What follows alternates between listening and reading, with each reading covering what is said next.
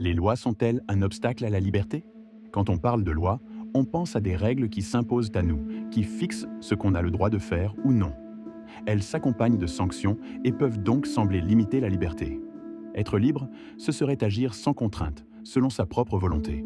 C'est pourquoi certains philosophes ont vu dans la loi non pas une protection, mais une entrave à la liberté humaine. Le penseur Michel Bakounine, 1814-1876, philosophe anarchiste russe, affirmait que toute autorité est une atteinte à la liberté. Pour lui, la liberté est totale ou n'est pas. Il illustre cette idée avec le conte de Barbe Bleue, écrit par Charles Perrault. Barbe Bleue autorise son épouse à tout faire dans le château, sauf ouvrir une pièce interdite. Elle désobéit, découvre l'horreur cachée et échappe à la mort. Pour Bakounine, elle a eu raison d'ouvrir la porte, car une liberté qui dépend d'une interdiction n'est plus une vraie liberté. L'État, dit-il, agit comme un Barbe Bleue. Sous prétexte de protéger, il enferme.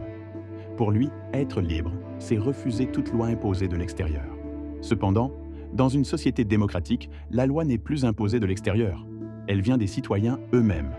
C'est ce que défend Jean-Jacques Rousseau, 1712-1778, dans le Contrat social. Obéir à la loi qu'on s'est prescrite, c'est être libre. La loi est l'expression de la volonté générale, celle de tous en tant que citoyens. Elle ne supprime pas la liberté. Elle la rend possible en empêchant la domination des uns sur les autres.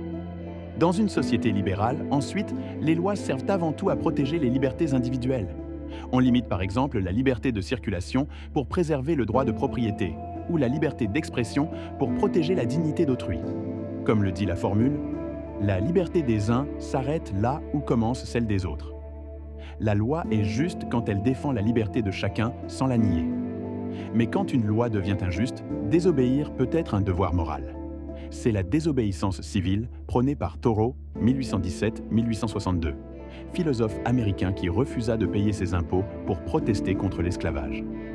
Plus tard, Hannah Arendt, 1906-1975, philosophe allemande exilée aux États-Unis, y voit un acte politique courageux, nécessaire pour rappeler les valeurs de justice. Gandhi en Inde et Martin Luther King aux États-Unis ont montré que refuser d'obéir à une loi injuste, c'est parfois la seule manière de défendre la liberté. Ainsi, les lois peuvent être à la fois un obstacle et une condition de la liberté. Elles ne les limitent, dans une société démocratique et libérale, que pour mieux les défendre.